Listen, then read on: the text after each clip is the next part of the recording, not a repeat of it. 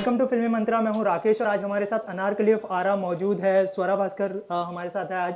क्या कहना चाहेंगे? सबसे पहले तो ऑडियंस को अपने किरदार के बारे में थोड़ा कुछ ब्रीफ कर दीजिए कि किस तरह का किरदार है और अनारकली किस तरह की लड़की है। अनारकली एक बहुत ही अच्छी लड़की है सशक्त लड़की है। वो पेशेवर गायिका है जो रंगीला म्यूज़िकल पार्टी नाम के एक ग्रुप की लीड सिंगर है। लेकिन इंटरेस्टिंग बात ये कि ये स्टेज पे द्व्यर्थी गाने गाती है, डबल मीनिंग के गाने गाती है जो शायद कुछ लोगों को थोड़े अश्लील लगें, लेकिन हैं मज़ेदार गाने। लेकिन हाँ, वो एक पुरुष प्रधान समाज में एक ऐसा काम कर रही है जिसे लोग ऑफ कोर्स वाओ ग्लैमर की नज़र से भी देखते हैं, लेकिन एक हॉ वाली दृष्टि से भी देखते हैं कि हॉ ये क्या कर रही है। और कहानी अनारकली के सफ़र की है, एक महिला होने के नाते, एक आर्टिस्ट होने के नाते, और उसके साथ कुछ होता है जिसकी वजह से वो उसे अपने जीवन के अंतर्द्वंद और उस समाज के अंतर्द्वंद के खिलाफ लड़ना पड़ता है। जी। इसके अलावा ट्रेलर लोगों को काफ़ी पसंद आया। वो तो ट्रेलर पसंद आया ही है, लेकिन आपके जो परफॉर्मेंस ने लोग ट्रेलर में चार चांद लगा दिए, तो क्या कॉम्प्लीमेंट मिले हैं लोगों से ट्रेलर को लेकर और अपने परफॉर्मेंस को लेकर? आई थिंक सबको बहुत अच्छी लगी है। अभी तक जितना भी हमारा मटेरियल आउट हुआ है, चाहे वो फर्स्ट लुक था या टीज़र था या पोस्टर था, ट्रेलर था, बहुत अच्छे कमेंट्स आए हैं, लोगों को बहुत पसंद आई है।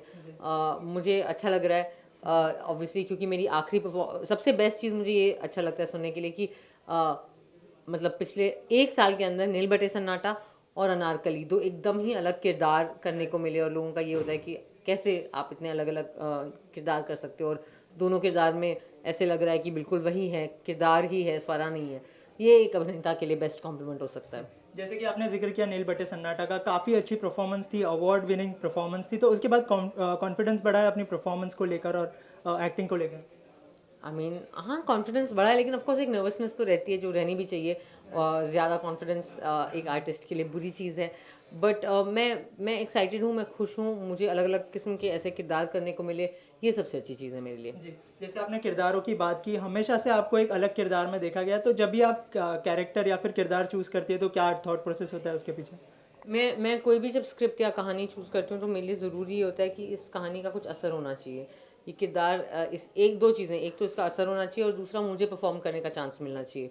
और मुझे लगता है कि ये बैलेंस मैंने अपने, चाहे वो मेरी सपोर्टिंग रोल्स थी कमर्शियल फिल्मों में या बिग बजट कमर्शियल फिल्मों में या अनारकली और नील बटे जैसी रोल्स हैं, वो मौका मुझे सब जगह मिला है, तो दैट्स ग्रेट। इसके अलावा नील बट्टे के बाद ये दूसरी वुमन सेंट्रिक फिल्म है, तो लोगों से क्या कॉम्प्लीमेंट मिल रहा है और कहीं ना कहीं कंगना और विद्या बालन के फुटस्टेप को फॉलो कर रही है, आप ऐसा मानते हैं? नहीं, मैं किसी के फुटस्टेप्स को फॉलो नहीं कर रही हूँ। मैं अपना खुद का जो जो अपनी खुद का सफ़र है वो तय करने की कोशिश कर रही हूँ।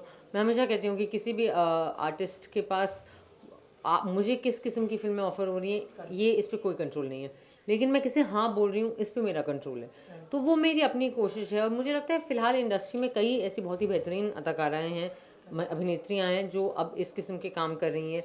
ऑडियंस विमेन सेंट्रिक फिल्मों को पसंद कर रही है, तो आई थिंक कि ये हमारी फिल्म इंडस्ट्री के लिए बहुत अच्छा टाइम है। जी। इसके अलावा चॉइसेस भी बढ़ गई है आपके पास क्योंकि लोग पसंद कर रहे हैं वुमन सेंट्रिक फिल्मों को? I mean definitely. जी। इसके अलावा लोगों से किस तरह का कॉम्प्लीमेंट मिला है, खास करके नील बट्टे के बाद इस फिल्म के लिए? क्योंकि कॉस्ट्यूम पर काफ़ी काम किया है, भाषा के ऊपर काफ़ी काम किया है, फिर आपने वहाँ पर जाकर आप बिहार से बिलोंग करती है, तो मतलब कहीं ना कहीं वहाँ का जो लहजा था वो कितना मुश्किल या आसान रहा आपके लिए?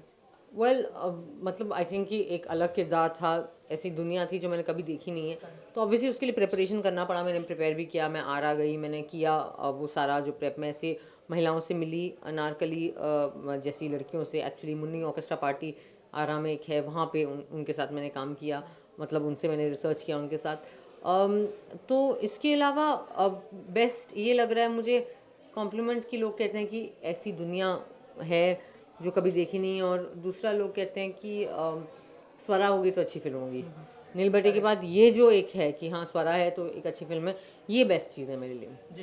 इसके अलावा जो एक्ट्रेस है, कहीं ना कहीं आपकी परफॉर्मेंस भी है, तो इसके अंदर तो आपने गाने के लिए सोचा? क्योंकि काफ़ी एक्ट्रेस फिल्मों में गाना गा रही है, जैसे आलिया, श्रद्धा, तो आपने ऐसा कभी कोशिश की? मैंने कतई ऐसी कभी कोशिश नहीं करी, मेरे अंदर कोई ऐसा स्किल नहीं है।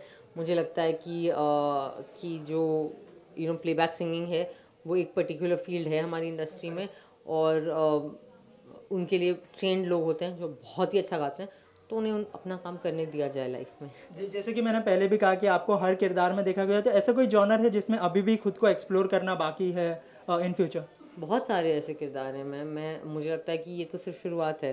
अभी तो बहुत सफ़र बाकी है। मैं लेकिन चाहती हूँ कि कभी लाइफ में मैं एक मैन प्ले करूँ, मतलब मर्द। जैसे कि मतलब नॉट टॉम बॉय, नॉट कि ओ ये लड़की टॉम बॉय है, नहीं, लेकिन एक्चुअल मैन। हीरो। वो मैन ओके। मैन वो हीरो हो या एंटी हीरो हो, उससे प्रॉब्लम नहीं है, लेकिन मैन। तो इसके अलावा कोई upcoming project you want to share with our audience? Well इसके बाद आपके कमरे में कोई रहता है, मैंने अभी उसका शूट ख़त्म किया है। एक डेब्यू डायरेक्टर हैं गौरव एस सिन्हा, आनंद राय के राइटर थे। स्ट्रेंजर्स लिखी थी आनंद राय की पहली फिल्म उन्होंने, उनकी डायरेक्टोरियल डेब्यू है आपके कमरे में कोई रहता है, उसमें काम किया मैंने। और इसके अलावा वीरे दी वेडिंग।